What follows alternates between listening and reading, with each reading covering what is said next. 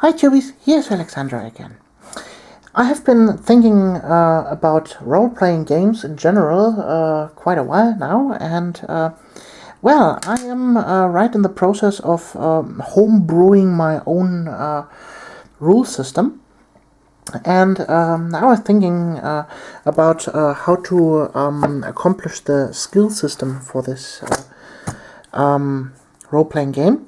And I was thinking about like a skill tree system. Instead of having classes like, for example, in Earthdawn or in Dungeons and Dragons, where you have maybe a fighter, a cleric, or a beastmaster, or elementalist, or a mage, or what have you.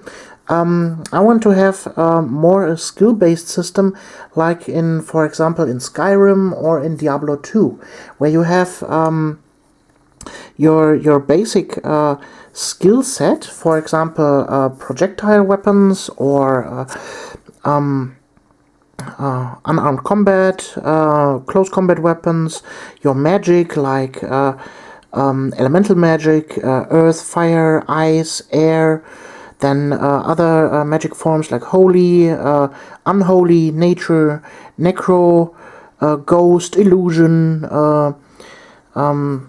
telekinesis, and so on. Then maybe thief skills, beast mastery, and so on. And here we have an example for one such a skill tree. Okay, it looks a little bit messy, and it is in German, so I will translate. For example, we have here projectile weapons. It starts with the first perk, a precise shot, that allows you to aim better with projectile weapons. And from there on, it branches out into several different categories, and each category has 3 additional perks that you can then accomplish. For example, we have a precise shot as a first, then we have a multiple arrow, so that the arrow magically splits into 2 or 3 or 4 or 5, how many points you have spent into that, and they divide while shooting. Then you have maybe a conjure shot, where you have an area of effect where hundreds of arrows then rain down on the field. And then maybe the last one is like the super marksman shot, where you can hit a coin in the air, where you can hit a fly in 200 yards away, and something like that. So that would be the normal shooting range. Then we have maybe elemental shoots, like first a fire arrow, then an explosive arrow, and then maybe an explosive arrow that leaves behind a big giant fire field.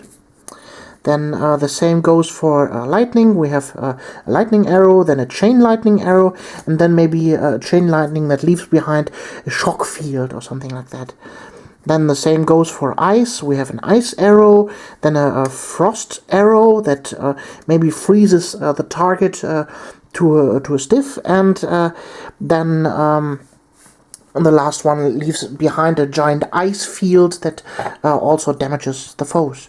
So this is my idea for a skill tree system. So you start with 1 point, and then you can per leveling up, going deeper and deeper into the separate skill trees, and so you can customize your character. For example, you want to play a cleric, so okay, then you spend points in maybe magic, in holy magic, and maybe nature magic for healing and divine stuff, like conjuring holy bolts and defying undead and demons and such. Or you may be thinking, okay, let's play a necromancer. So you go into magic, necromagic, like raising undead and making flesh terrors and something like that. And also, since you're a magic user, you can still branch out a little bit into maybe some how it is called in English, Flüche, sorry, the word is escaping me. Maybe you go into illusion magic a little bit, air magic, or you want to make a character that is both a close combat character with magic, like for example a paladin with the warrior prowess but with holy magic. Or you can make it like maybe The Witcher. You Geralt von Rivia. You have your super fighting prowess guy. You can conjure some fire and maybe telekinesis and something like that. So you can customize your character while progressing in the system. So everybody starts with the same points that they can spend on, and then they progress in the system. So my question for you guys is here: what is your favorite dice rolling system? So for example, in Dungeons and Dragons, you have the D20 system. You have you're rolling one D20 and you're adding some modifiers to it to achieve your goal. In Shadowrun, you have your proficiency in a skill, for example, firearms 4, and so you pick 4 d6 and you're rolling with them, and you're counting the successes. So your game master says, okay, the difficulty is 4, so you need to roll a 4 or higher, and you need maybe 2 successes, and then you roll the 4 d6 that you have, and every d6 that is a 4 or higher is a success. Same goes for Vampire the Masquerade. There you have, instead of the d6, there you have a d10.